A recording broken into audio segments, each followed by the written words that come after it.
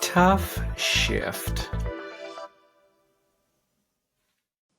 Hello, San Francisco. It is that time of year. We are spreading a little Christmas cheer at Feinstein's at the Nico on December 21st at 5 p.m.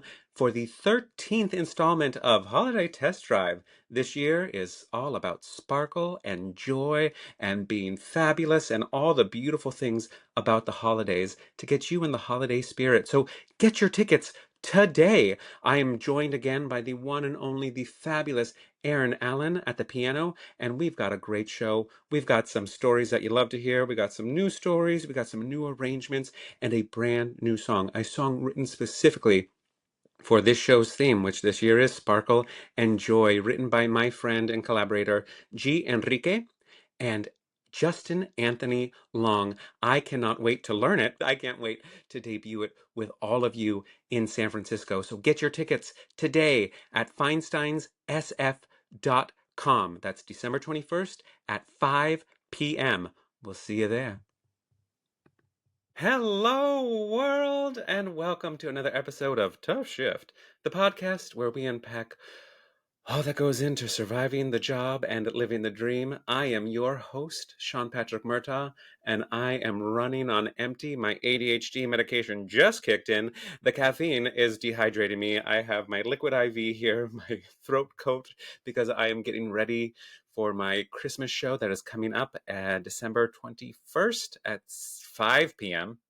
Don't give the information for today's guest show. 5 p.m. at Feinstein's at the Nico in San Francisco, and I am surviving the job and living the dream.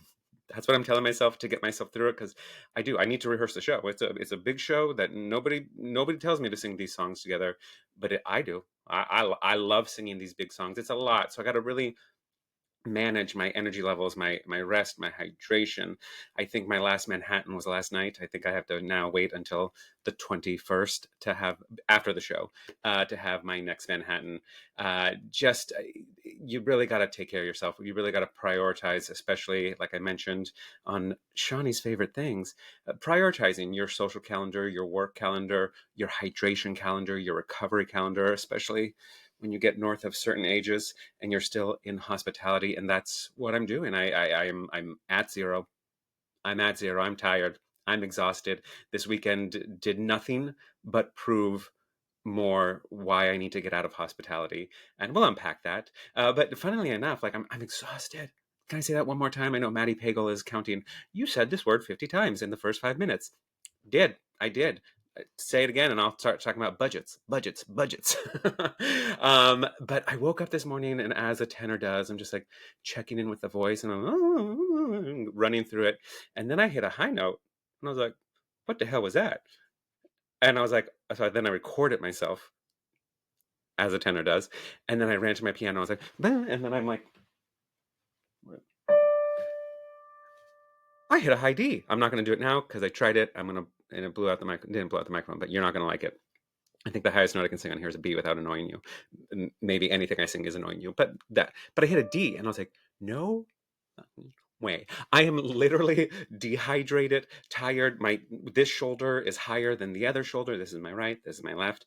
Yeah. And I was like, how do I have and it just happens. That happens. Like, I'm not going to go to the bank with that, but I'm just like, okay, body, thank you. And now, since you gave me that, I'm going to give you what you need, which is your throat coat, your liquid IV and water, which is why my water looks cloudy. I promise I'm going to give you rest. I know I said last week we were talking about Thanksgiving, but this show is actually being recorded right at the onset of me. So everything I said last week was a lie. Now I'm actually in Thanksgiving prep. I'll give you all the rest I can, and I'll get to that music. I'll hit everything. Boom, boom, boom. What was the point of this?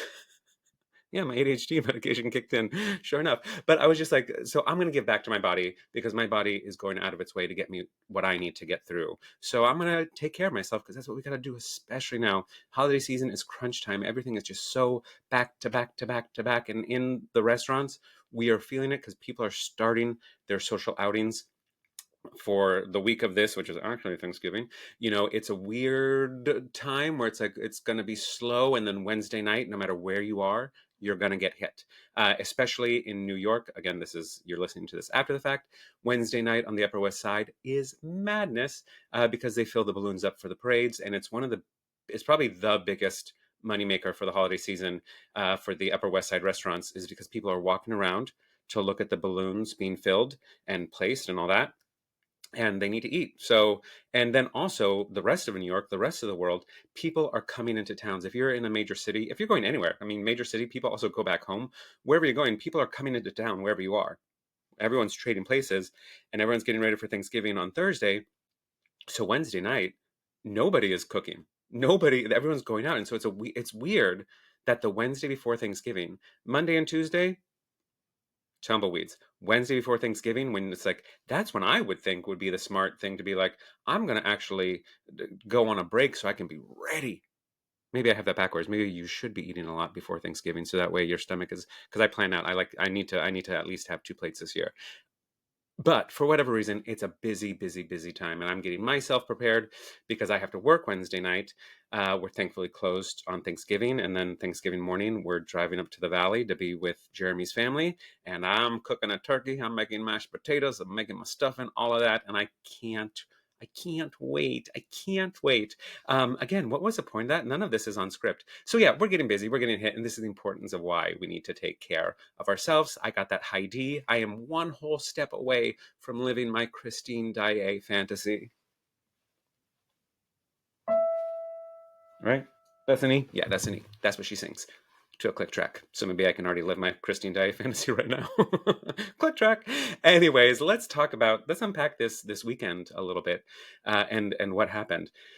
So I get a text message on Saturday from my boss. He's like, "Hey, do you mind holding off and coming in a little later?" I was like, "Do I? Like, do you want me to not come in at all? I'll get." And he's like, "No, no, just a half hour. Just if you can come in a half hour late." Yeah, I can do that. Let's do that. And then he's like, "Because we had a call out, so we're going to be down one bartender, and we're going to need you to close." Baby, baby. Oh, oh, oh. This is what we're doing. This is how we're starting. Okay, so it's kind of one of those things where I'm like, it threw off my timeline. I'm like, do I eat before work or when I go? Because after my first half hour, they usually throw me on a break, and then I can eat then. And then I didn't have time to prepare stuff. So I'll just order from the menu, which I hate doing because I don't like to have to pay to come to work. I'm like, they should have a family meal today. Of all the days, and every time I say that, I'm wrong. They should have a family meal today. That it'd be silly not to. And I get to work, and it's one of those things where I come in, I'm a half hour later, and because I'm a half hour later, by the time I hit the half hour mark where I could then start my break is when the rush comes in. So I'm not getting a break till 10 p.m. Blink, blink, blink, blink, blink. And I'm like, okay, well, I'll just step off at some point when family meal comes out, and I'll just scarf it. There was no family meal. Why did I think that there would be a family meal on a day like this when it's all lined up to be a shit show? Of course, they're gonna make it as shitty as it possible. So there was no family meal.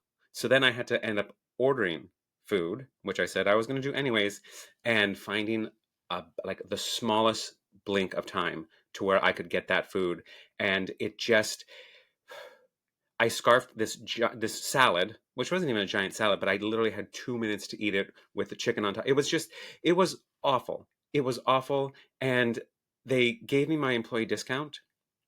But I'm not sure if some of you who worked in restaurants back in the day, or if you work in restaurants like this now, back in the day, when you do your manager a solid, your manager does that in return. So now I'm closing this bar, which we've already unpacked what it's like to close this bar. All of it is unnecessary, but it's the job. A 2 hour close. Mm. They should have bought my meal.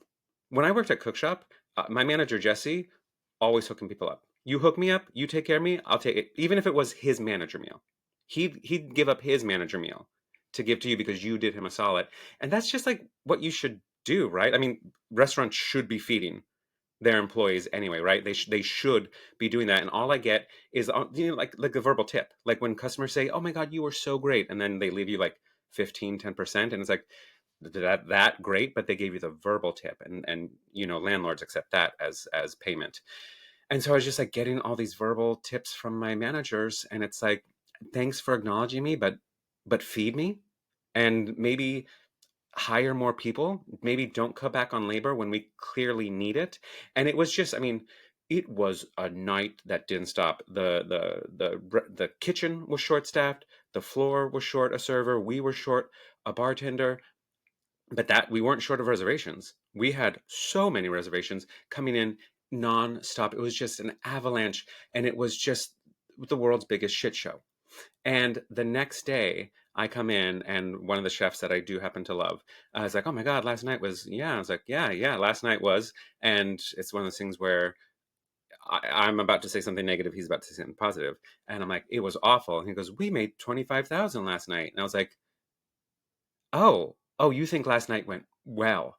And he's like, "Well, we hit our money, but at what cost? We sold $25,000 worth of drinks and food. That's great, but at what cost, Burnett, your staff?" And he was like, "Oh, you're not happy with that?" I'm like, "Well, I'm not seeing that money. I'm seeing a fraction of it, but I'm not seeing that money. And y'all didn't feed your staff. Barely got a thank you for coming in and saving the day for the managers. Barely got, like, y'all don't see what's wrong with it." And he looked at me dead in the eye, and he said, "Sean, thank you." And I accepted it. And then I said, "Now feed me." We'll get to that. But it was just that this ironic thing of, I'm talking about the canned food drive that they were doing, and they're pressuring the staff to contribute to this canned food drive that is sitting upstairs by the walk-in and dry storage, because it's a canned food drive just for the staff to contribute to, not to get. And it's like, because it's wonderful. You want to take care of your community. We talk about that. That's the whole reason why they're doing this canned food drive, and they're pressuring us to be part of their charity, to be part of their contributions to the community, to be good neighbors, to be all of that in donating. And it's like, I mean, if you really want to be community focused, like I said last week, this canned food drive should be at the front door. And if a guest brings in a canned food, then they get, 10% off their check, or they get a free dessert, or they get make it actually a part of a community thing. But like bleeding your staff to make you look good, you go buy the canned food. I mean, I don't mind giving canned food. I'll give canned food. I do want to feed people, but I just find it interesting that you will feed your community outside of this restaurant, but you won't feed your staff. And then you want your staff to contribute to your canned food drive to make you look better, but you don't. Where and not that it has to be all reciprocal, but it has to be balance. It has to be symbiotic. Big word I learned in high school and never forgot. um, right, so like in this season of giving, give give with all your full heart, but also make sure you're giving back to yourself, and you're giving to the people around you. All right? Let's let's stay there. Let's stay there. I have more to talk about this night. It was nuts. No, I'm going to talk about it. Oh, I might have to hold on, please. Hey, Josh, you want to film a commercial with me? Yeah, What should I we talk do. about? Please. I don't know. What do you want to talk about? I want to talk about your show. You're appearing in Oh a my show gosh. coming up. Yes. I mean, I can never say it's my show. It's Anthony Fett's Gayer Than Christmas on December. I will be so in trouble if I don't get 7th, it right, but it's the 7th. It's 7th December at 7th 7 at p.m. 7 p.m. There you go. Thank you so much for knowing my schedule because I don't know it, but it's in my calendar, Anthony. I promise. Anthony And it's Fett at the is Triad one Theater. of Triad Theater in New York City in Manhattan. For any of you who are on the Upper West Side and don't want to have to go very far, it's not too far. That's for sure. And Anthony Fett, who is one of my dearest friends and is one of my main artistic collaborators and just a Judy and brother from another mother, 10 years ago started this show called Anthony Fett is Gayer Than Christmas. And I have been a part of every single show in some capacity, whether as a guest or as a silent producer, helping him go through all of his creative ideas. It is genuinely the gayest Christmas show I have ever seen.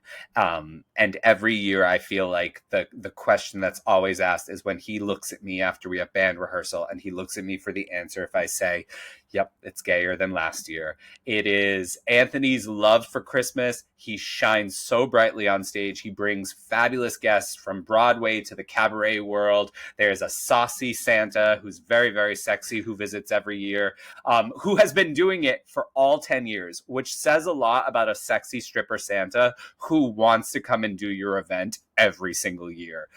Live band, music directed by the one and only Jason Wetzel. It is something that I say to everyone. It's always the first week of December. It's a great way to get into the Christmas spirit and then just keep going. I mean, an all-star lineup. We mentioned them on the last episode, and like I said, I was going to ask. I told my listeners I would ask about this hunky Santa, and he's there, and you should be too. So get your tickets. You're going to look up the triadnyc.com. I think that's it. If not, I'll fix it. But it'll be in the show Yeah, episode, the absolutely. comments below. So get your tickets today, and have a great day, Josh. I'll talk to you soon. There we go. Okay. There we go. Hey, all right. Hello, world. Welcome back. What the fuck is going on? Oh, I'm keeping this in. We have had some technical difficulties. I don't know what's going on, but we'll make it work, right? We're gonna make it work. We're gonna continue with this. If not, I quit. So I'm gonna start over with this story about this gentleman. So the bar gets busy. My managers turned into a cocktail waiter, putting in all these orders for people. The bar is like, three deep. There's a wait, there's a this. We're making drinks, and this is the thing I hate about that place is that they transfer the tickets. So I'm making all these drinks for these people to then get 1% of the tip that would have been 100% mine had they closed out with me before they moved to the table. Separate story, but I want to make sure we get there. So we're making all these drinks, and this guy and this lady standing behind bar one, and I'm already annoyed at them because they get their first order, and the lady keeps coming up to get like, oh, can I just get a little more of this, and can I just get a little more? It's like you're basically working your way into a second drink, like, but whatever gets you away, because I'm busy, and people just love to come to the busiest person at the bar and ask them questions. And then they order another round of drinks, and the guy gets a reposado on the rocks. And so I have a moment, and I'm like, hey, I'm fair. I will call out my managers, but he's hustling, so I'll run the drink. I don't have to wait for him. He's not getting tipped out on this. And though it is his job, when things go wrong, managers have to pick up the slack. I can run a drink, right? It's not that deep. So I run the drink, and I go to the gentleman and say, oh, sir, this reposado is for you. And he looks at me with a big smile and just slams his hand, open palm, down on my chest. Thanks, buddy. Straight women, get your men in order. Don't be flirting with me in front of this lady, because I know that's what you're doing. I know straight men love gay male attention. Don't do that, baby. This ain't 2019. This ain't New York Sports Club. We're not doing that here, all right? That chapter's closed. You need to check yourself.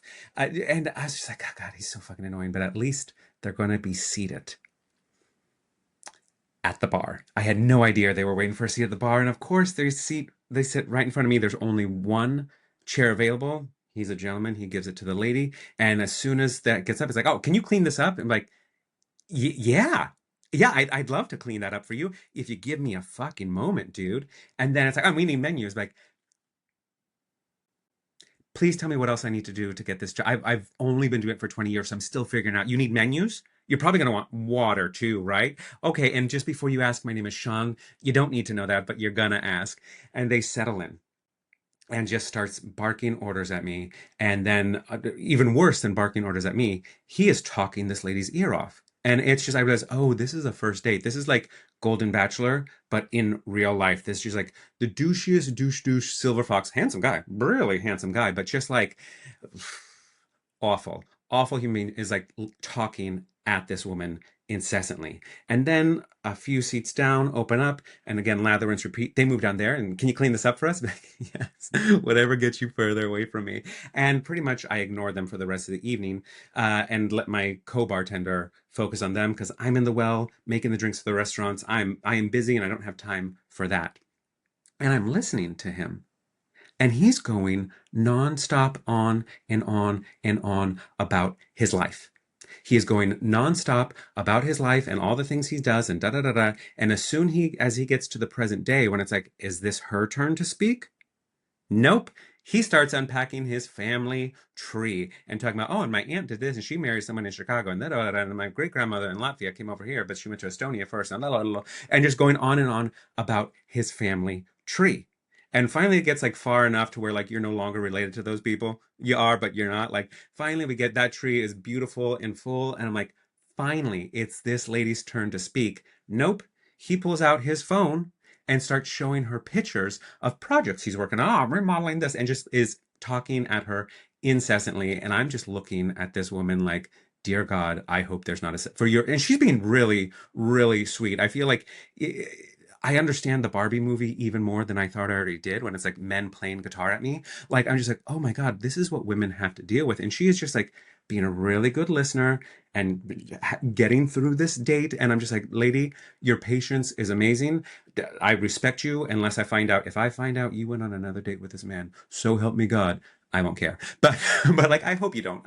He's probably a nice guy. Maybe he's nervous. But in all this talking, there was a few times that the lady sneezed and she very politely turned away, quietly and controlled, boom, boom, boom, sneezes.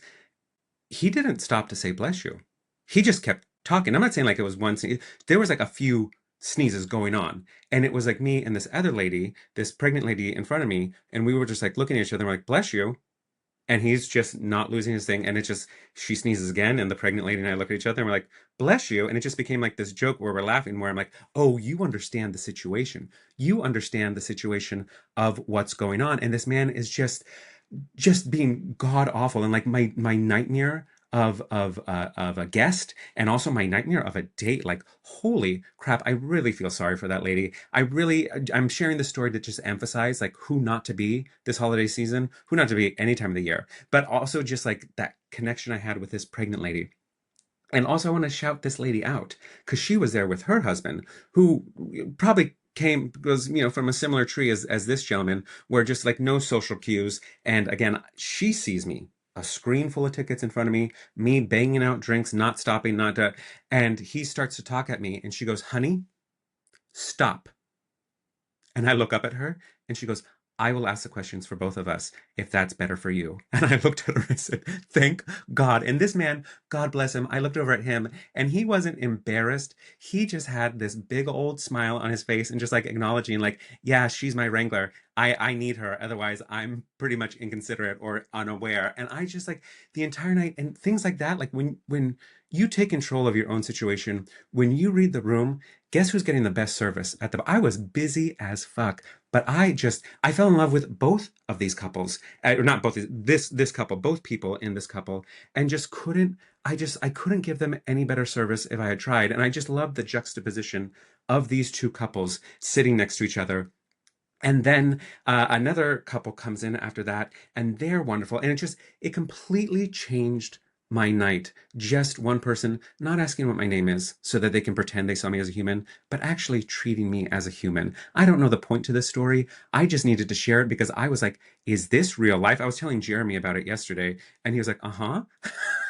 Like, is there a point to the story? I'm like, quiet, I'm workshopping for the podcast, which I kind of was. But I just needed, because it's just such an interesting study in human characters and just in the juxtaposition of people sitting next to each other in the same restaurant at the same time, having two completely different services and having two completely different bartenders in the same person. And all of that was part of this shit show night, which I explained before the internet ate up this episode and we had to start again. But it brought me back to a place of laughter. It brought me back to a little place of joy. And also, I have to say, last week when Christian was our guest and he said what he said at the end of the episode, acknowledging me for being a positive light in the workplace and seeing if Sean Patrick can get through this, and be singing and telling jokes and helping people out, like I can get through it. And I was like, wow, I always assume everyone thinks I'm a bitch because I'm angry at work, but I do. I run around singing opera. I run around telling jokes. I make fun of waiters and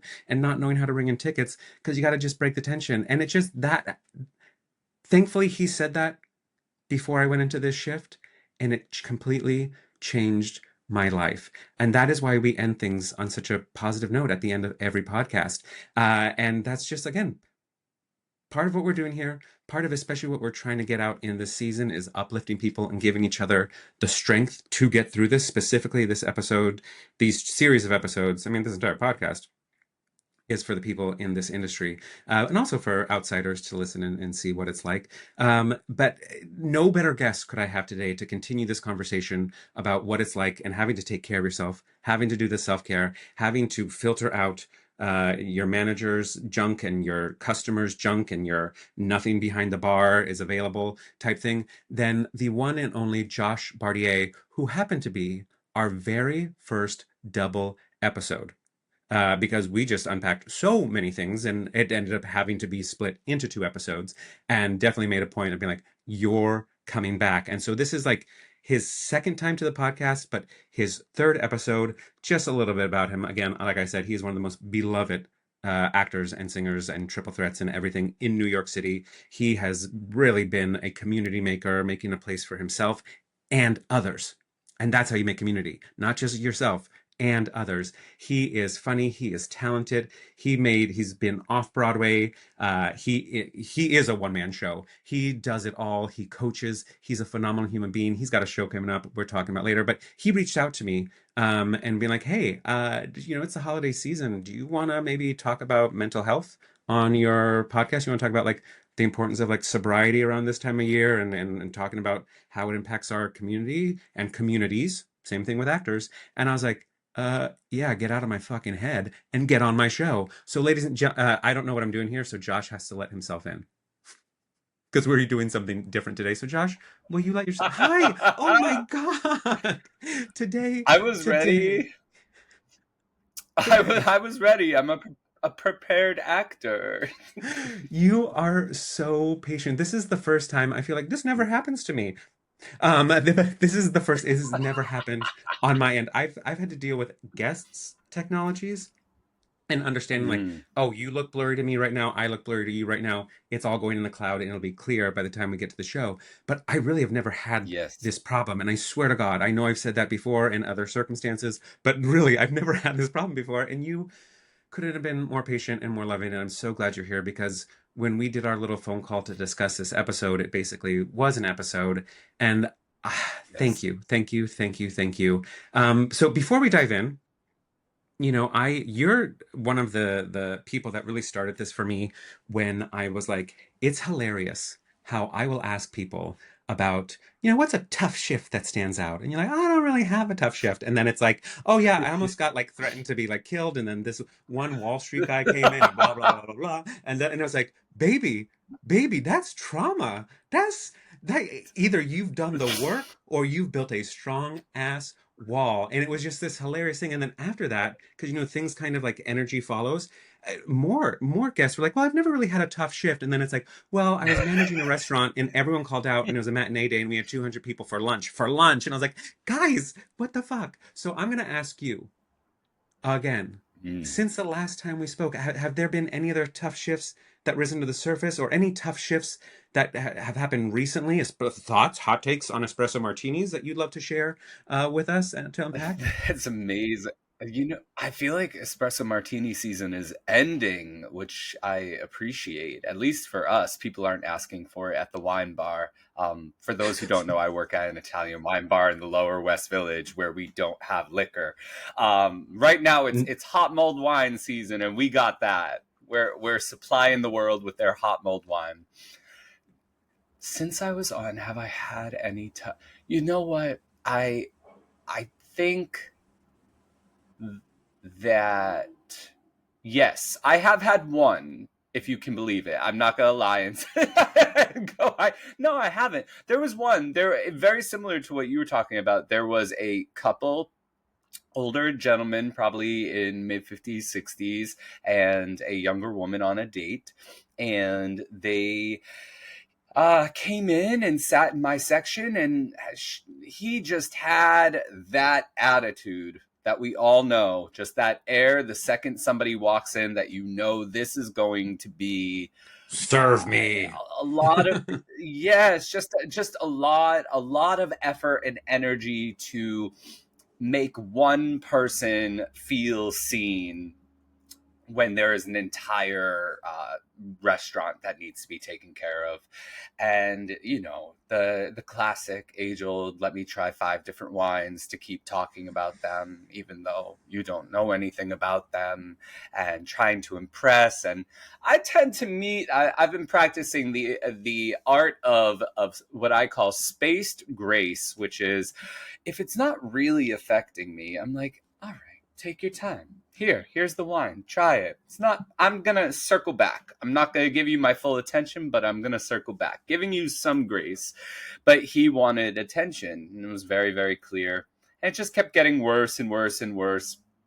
And towards the end of the night, when I thought that he would be done because they finished their meal and everything, I let him know that a birthday party was coming, and everyone in that section was already told and aware that a birthday party was coming, and I was going to need this space. And I just let them know that if they were going to stay for another glass of wine, I would have to find someplace else to move them, just so that they could be comfortable, because a group of 20-something year olds were going to be coming to celebrate a birthday party at 11:30 p.m. And he looked me dead in the eyes and went, "I'm not going anywhere."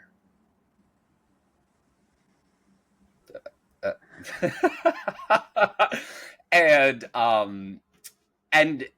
truthfully, it's not even worth the listeners' time to hear how much it escalated. But it escalated to the level of, I stole $100,000 from your bank account. That was the level of screaming that started happening from this guy. And I felt very proud of myself, because I did escalate a little bit. And I was prepared that if he ever did come back, I would apologize for escalating. I was tired. I was stressed. I was over being disrespected. And in hindsight, I was able to see that. But I did the one thing that I knew I could do, which is I went, "Okay, it's time for you to leave then." And I handed him his check, and he said, "I'm not paying this. I'm not paying." I said, "You are. You're paying, and you're leaving." And then he pulled "I've been a regular here for 10 years. And I got to say my favorite line I think I've said in all of 2025. "Sir, I've been here for almost 3 years, and I've never seen you. So..." And then he kept saying, "Just wait till I talk to the owner." The owner, "Sir, how do you not know the owner's name if you've been coming here for 10 years and you're a regular? I'm just so confused by everything you're saying." Yeah, it was a tough shift. What I would say is that man was not the tough part of it. What was difficult was when he finally left, there were many people who were sitting there who were regulars, and a couple people who were fellow industry people who got off of their dinner shift and have never seen me anything but a bubble of energy. And to see me go so stone cold, Worcester, Massachusetts, "I don't give a fuck. If you come near me with these words one more time, I will eviscerate you. Like, I don't want to deal with this anymore." And they were very impressed that I even had that inside of me, which made me giggle, because I'm like, I mean, I don't act this way because I'm at work, but like, back to the bubble I go. But what made it tough was that party of 30, 20-somethings coming in and just feeling spent, as you said, just exhausted with energy. No time for a break, no time for a minute to just go walk outside and clear my head. Just had to keep going. And fortunately, that birthday party was just full of wonderful, sweet, kind-hearted people who were so grateful to have a space in Lower Manhattan to just hang out and vibe and enjoy each other's company and celebrate. And I found myself slowly getting out of that shakiness that my nervous system was in, because I was just in fight or flight mode. And but it was tough. It was tough, and it definitely taught me a very valuable lesson when I got home, which is understanding that this thing that we all do, this side job, this supplemental income, yes, it pays my rent, yes, it pays my bills, yes, it even pays for my therapy, but it is not my career, it is not my path, it is not the thing that fills me up with joy. There are many aspects that I have made inside the job that can fill me up, but Yeah. the job itself, I don't want it anymore. And I'm okay with that. And I'm okay to know that at some point the clock is ticking in. This is becoming a world that I don't need anymore, and that I can find other ways to supplement my income that go beyond the restaurant industry. It's becoming more and more volatile, anywhere you are, whether it's the customers, whether it's the lack thereof management, whether it's the egos of people, it all is turning into something where you're like, guys, we're not doing neuroscience, like we're not we're not, it's not that deep, yet at the same time, if we just like sprinkle on some common sense and some systems that show a commitment to respect and appreciation of your staff, including all staff, we're going to get along just fine. And I see it as it gets closer to the holiday seasons. I see more and more. You can tell the difference between an organization, a restaurant, a bar that is very well set up, that has people looking out for their people, for their staff, for every single person, and for their customers, for their patrons. And then the other group of people who look like they are running around just trying to constantly put out fires, place blame onto other people for why those fires are even happening, and just making a mess of everybody's energy. And spoiler alert, the people who are sitting eating dinner can tell. Hey there, just checking in. I hope you're enjoying this episode so far. And if you are, why not leave us a 5-star review and a comment or two wherever you're listening to this from? And don't forget to follow us on social media at TUFF SHIFT Podcast. That's TUFF Shift Podcast. Everywhere. Literally everywhere. And just a reminder, gratuity's not included, but tips are always welcome. And you can find our virtual tip jar at tuffshiftpodcast.com. That's TUFF shiftpodcast.com. All right, back to the show. Yeah, it doesn't feel great, and that's why I corrected somebody. I was having a conversation with this group of people, and they were talking about, when somebody just seems over it at work, and I just want to tell them, like, this is your job, da da da da, and it's like, and I waited, I let everyone say their piece, and it was like this hostess who was just really short and rude and obviously stressed out, and I was like, so if those are all the context clues you're getting to lead you to like, oh, she's overwhelmed, she's da da da, and she needs to figure out a way to like do like what she's doing, I just said no. When I get bad service, I don't immediately go to blame the host, the waiter, the bartender. I immediately go to management. And above management, I go to owners and chef owners, because it all trickles down. And especially in this time, like I'm saying, with this food drive, where it's like, wonderful, you're investing in your community, you're making us invest in your guests even more, make the holiday special for everyone. But what are you, because that's your job as owner, as manager, as bar lead, to take care of your staff. So what are you doing to make sure that your staff has what it needs to get through the shift, to get through the holiday, and to let them know, like, because when you have good morale, like I said this last week, you can't inspire charity in a place where there's low morale. You can't, it's not going to be consistent. And then the high turnover, and then the guests feel that because it's always somebody new. And it's like, you want to retain your staff. You want to retain your staff so that way the guests aren't constantly having to like relearn all these new people, more for the regulars, but it's a better experience for everybody. But like you said, the restaurant industry is changing, and it just with everyone on social media and how things should look and how this should be, and I should have my own special Christmas, and it doesn't matter about all the people around me. And I think to your point of that, as that is happening and things are getting less structured, less organized, it's just like that's happening at the same time that I'm naturally not aging out of this, but my clock is coming to an end with this place. And so it's hard. I have to continually like manage myself and be like, this place sucks and you know it. And like I said to the 5-year-old I nannied, like if it's not that big of a surprise, why are you that upset? It's okay to be upset, but I would just something to think about. Be as upset as you want. I would manage your level of upset in relation to your level of surprise. If you knew that doing this would get you in trouble, if you knew that doing this would break your toy, right? So we're just being mindful about it. And that's where I have to like again be my own source of joy. And so when Christian acknowledged me last week for being his source of joy and being what he needed to do to get through the shift, I was like, oh yeah. And I had that conversation with my father-in-law a few months ago where he's like, how's work? I'm like, ugh. And I told him all the good things about, I have found a place to where I know they rely on me. I know I'm important. I know that my skill set is helping other people and guests are benefiting it. And I know that I am my own source of joy. I don't want you to think that I like it, but I want you to know that I found a place to where I can create and be happy with it for now. And it really is, like you said, I'm in the process of transitioning out of this industry and looking into other things because I've always said, this is not my career. This is my job.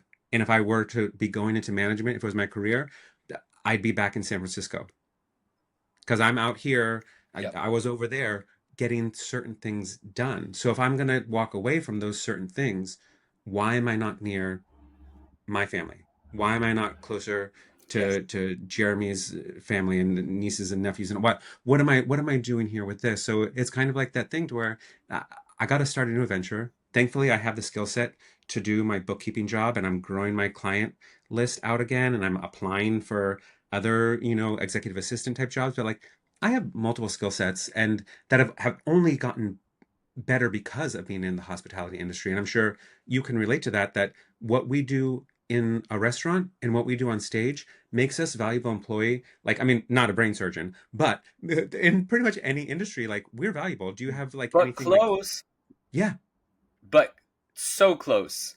There is a reason why there is such a direct correlation between the theater and the arts, specifically for me, the theater and working in the restaurant industry, and it is because you are creating a live, moment to moment thing every single night. And while there are, yes, we open from this time to this time, and there are certain things that always stay the same, everything changes, whether it's the temperature, the people, the vibe. Was there an election the day before? Is it cuffing season? Like, what's going on? Is it dry January? Is it sober October? Whatever it is, and we have to respond to that.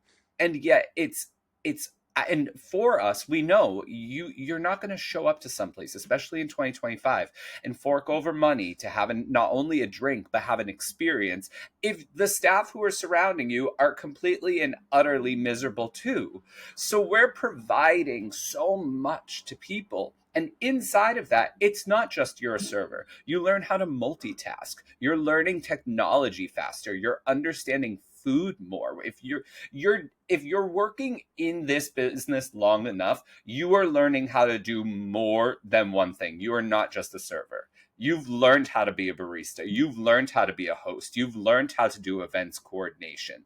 All of those things tie into many, many, many other high-paying jobs, which cracks me up because there are so many people that I have met in this industry who would be phenomenal managers in the industry.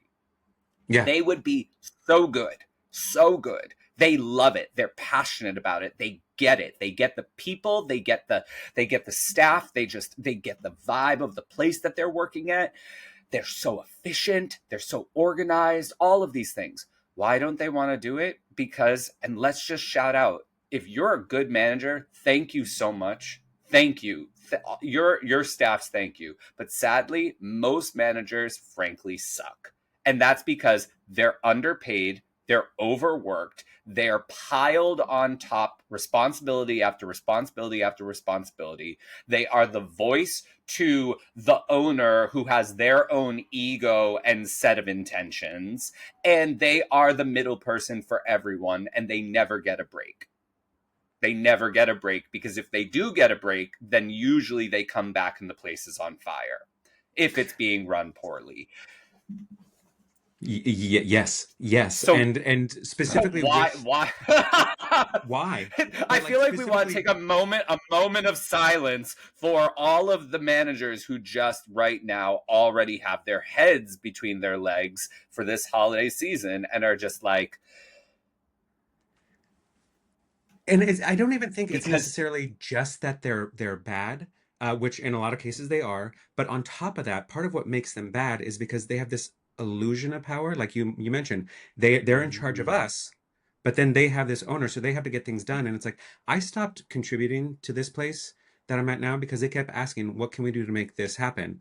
And I said, you need to do X, Y, and Z. There is too much crap behind here. There's too much garnishes. Your whole thing is like, we under promise so we can over deliver. And then for the staff, you're doing the opposite. You're over promising and not giving us what we need. And you want these drinks out at a 5-minute ticket time, which, baby, you got the right person. But these could be coming out faster if we didn't have to like pick. We have a garden. I have a garden of herbs in front of me, and I have to pick and do this. And a single leaf of cilantro, you know how to what it takes 5 minutes to get that cilantro off my finger. Like, it is just like, it is the most ridiculous thing. But like, when I told him everything that needs to go, everything that needs to be gutted, he's like, you know, that can't happen. And I knew he was right, because the owners want the bar to kind of be like culinary inspired, like the kitchen. So our bar is just as inspired like the kitchen. So all these culinary techniques and garnishes and this and that. But it's like, so I'm one person, and basically I'm on grill, I'm on saute, I'm on garde manger. I basically, in my one thing, you're having me work what takes 6 people to do in the kitchen right now at the service well. Like, you gotta you can make things look like they're, ooh, this is a culinary blah blah blah, but at the same time, like, drinks, nobody's really ordering our specialty cocktails, which 10 specialty cocktails that are all blends is too much. People are ordering espresso martinis.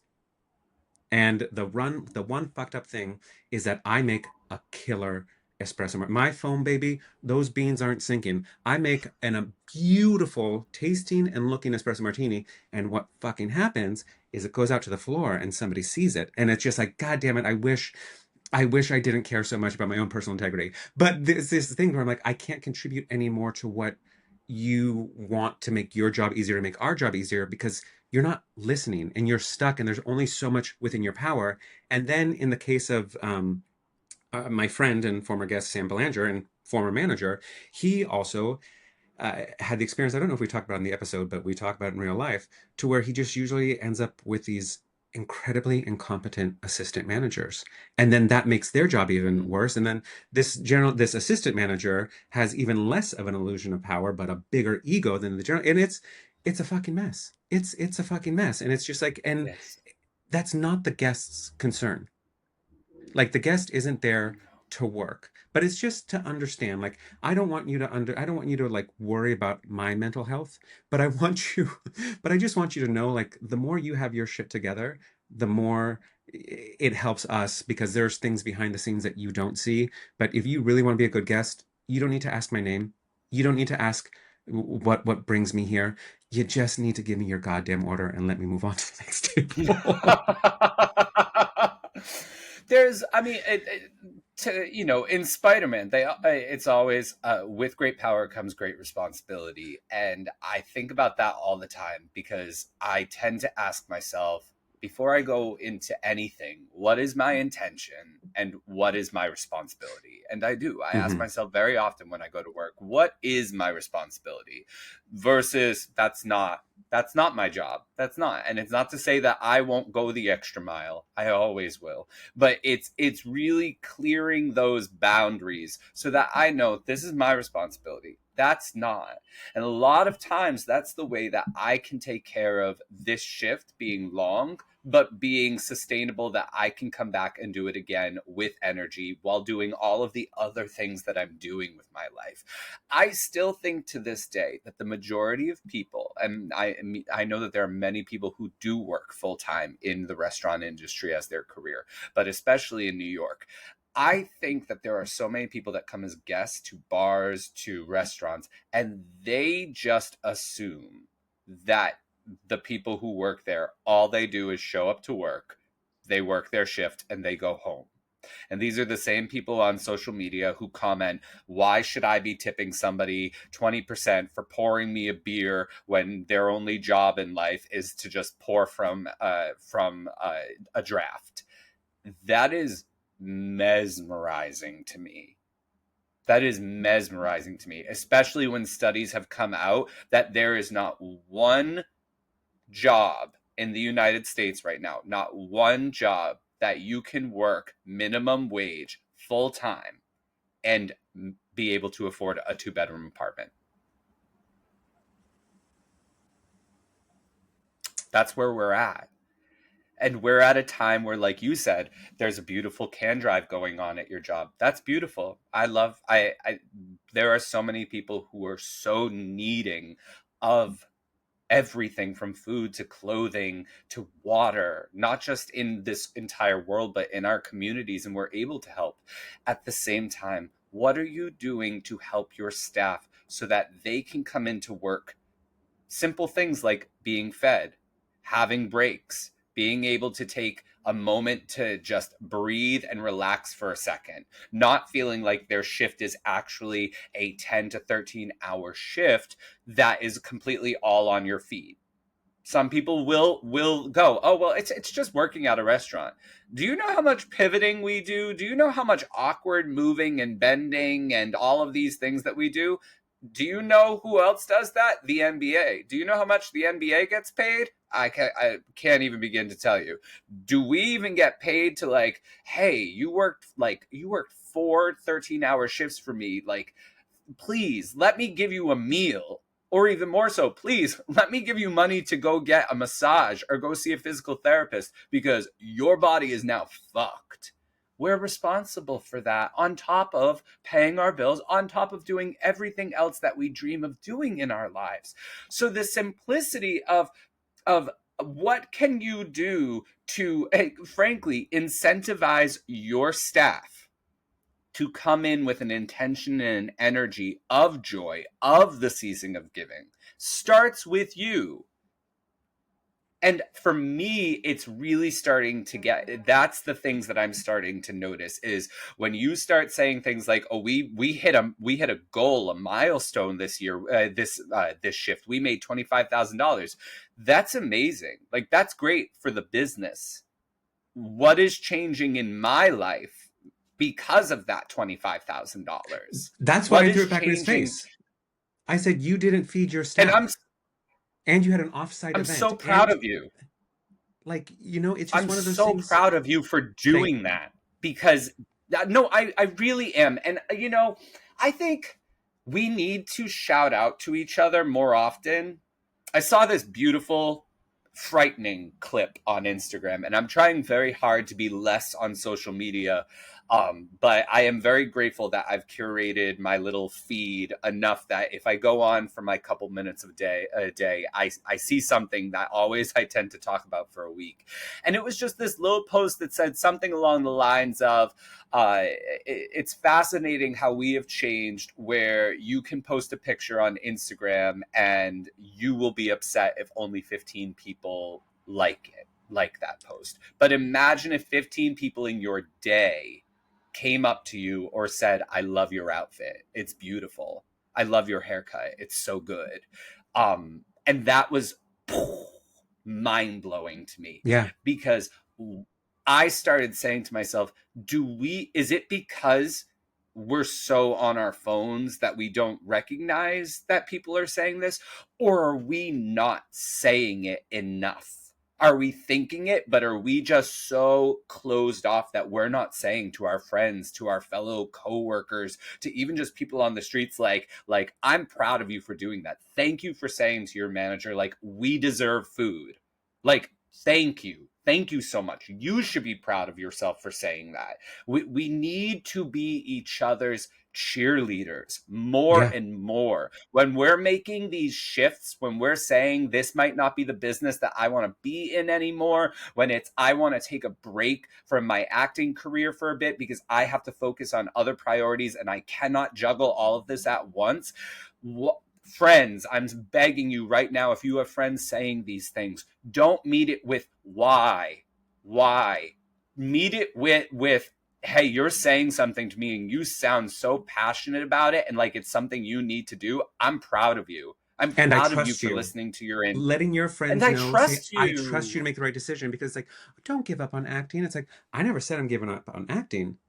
I'm saying I'm taking a break, and in all the, I mean, I've taken little breaks, but they weren't like actual conscious breaks. It was just like, this audition season, I'm not feeling it, so I still show up, but I'm not. So I would not go to every audition, but I'm still showing up, and I'm still. So it wasn't a conscious break. And like, if I need to get out of this industry, if I need to, I've been in LA 2 years, and I'm still recovering from the 13 years I lived in New York. Like, I need to take a moment and really prioritize what, and this is something I'm talking with my therapist about, like, what does acting look like for you moving forward with these changes you want to make?